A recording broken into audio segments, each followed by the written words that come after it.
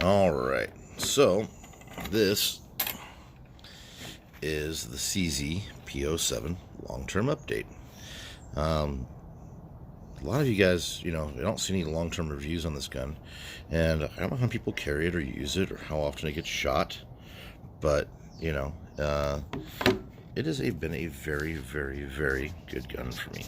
So, just to kind of give you an idea of, how many rounds through it I've had, I would say probably somewhere north of 3,000, less than 5,000 rounds through it. So yeah, I'm not Grand Thumb. I don't get a chance to shoot every single day of my life. So, but so far through those thousands of rounds, it's been a completely and totally reliable pistol. Other than the initial magazine base plate issues I had with it, which I've since resolved, but I still don't trust them, and so I don't use them. Anyway. Just go over the gun real quick here, taking a look at it. And this has been my everyday carry for the last at least 4 years. So we'll look at some of the wear issues on the gun. There really isn't very many, just to be honest with you. So this is in and out of holsters, in and out of cars, in and off my belt, daily. You'll notice that there is some wear right there on the stippling. And that's holster wear, in and out of the holster, up against my body, that kind of stuff. And there's a few nicks.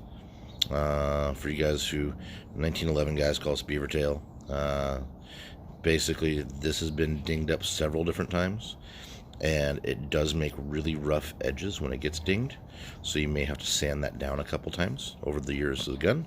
I've had to keep it smooth so it doesn't dig into my side or scratch me up. Of course, it's a double action, single action decocker model. This is the Gen 2, so this is the CZP07 Gen 2. Just to kind of run you guys through how that works, of course. I'm sure everybody here knows, but, again, this is a really awkward angle here. But double action on the first trigger pull, which is from this angle. It's definitely long, and it's definitely got some resistance to it. And you can see it's a little stagey. But once you get used to it, it really isn't a big deal for your first shot accuracy. And then after that, of course, it is single action. Now, there is, clocking it here, there is quite a bit of take up, and then it hits a wall, and then there's just a little bit of creep past the wall, and then it's a pretty nice clean break. So reset on it is relatively short. I will try and show you that here. So I'm going to have to put the camera down for just 1 second here while I rack the slide.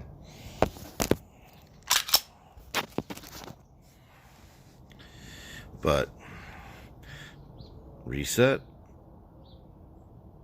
not as good as a Glock. I'm going to tell you that right now.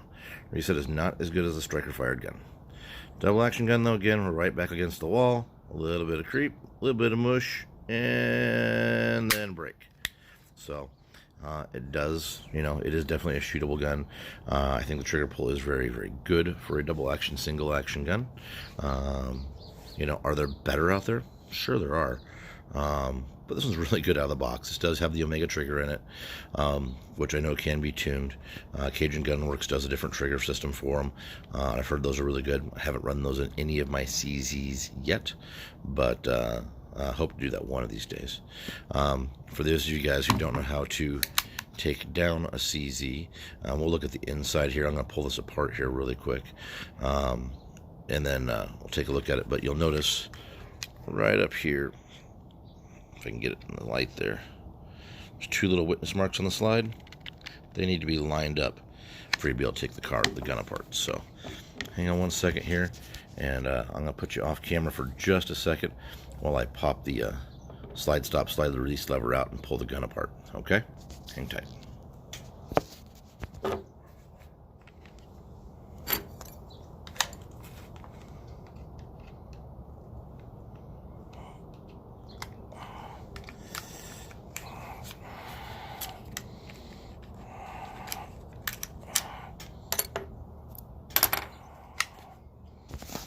Now what you will notice is I did pop the slide release lever out, so notice it's out.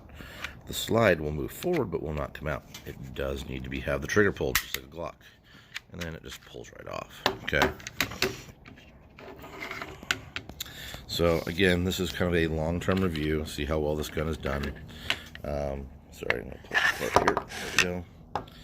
You will notice that on the plastic there's been some wear, some scratches, some nicks, some dings, whatever you want to call it. Not a big deal. It's a carry gun.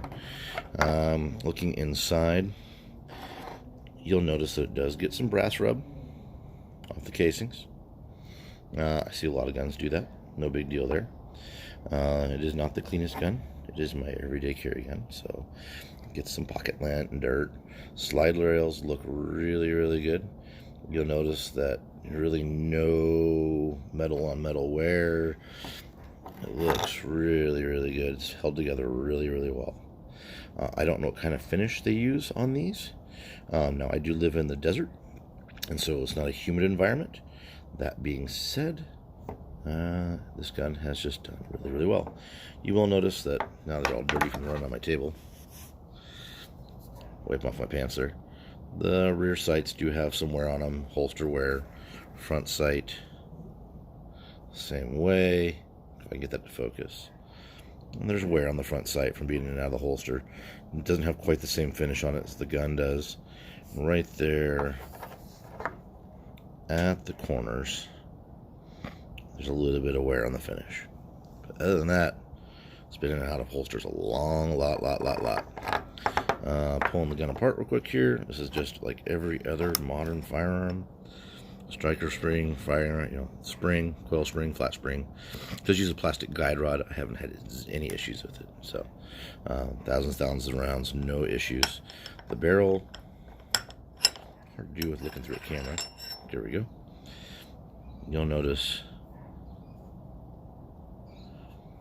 just a little bit of barrel wear on the outside, just from moving parts. But again, this thing's been a trooper. Chamber, polished feed ramp, all still in good shape. Rifling's good, a little dirty. I shot it not too long ago, actually. I don't know how you guys feel about guns, but I don't clean them necessarily every time I use them. I will lube them after I use them to make sure that they're ready to go. Maybe wipe them down a little bit, but I really don't get after a full cleaning until I've got several hundred rounds through them. Just for the simple fact that they don't seem to really need it like the old guns used to. That's just my opinion. So, again, simple put back together. Hard to do on camera with one hand, but by now you guys know how to put this kind of gun back together. Again, just one of those things that probably easier to do with my right hand here, but there we go. But it's been a great gun. I mean, thousands of rounds carried daily. I've heard people worry about, whether the decockers will get, broken off or chipped because they're polymer over time. Zero issues. Again, in and out of cars, in and out of car doors, in and out of houses, banging up around against stuff. And I am kind of one of those people who uses walls as my stopping point, so I bang into things all the time. This has been absolutely fine. So if you guys are looking at one of these and you like single action, double action, type firearm for self-carry, personal defense, life and liberty, whatever the case may be, it's a great gun. Again, 15+1 with the standard mags, 17+1 with the extendo mags. I carry it with the standard mags. I just trust them more.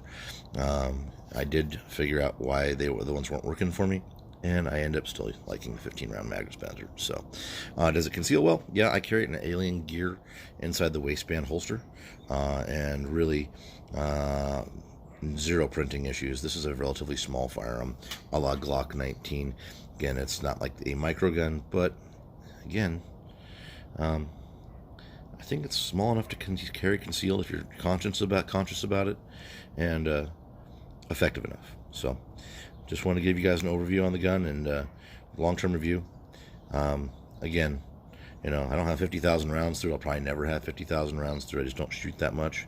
Not that I wouldn't like to. I just don't have the time or money. But yeah, it's definitely, it's still on the would buy list. Thanks.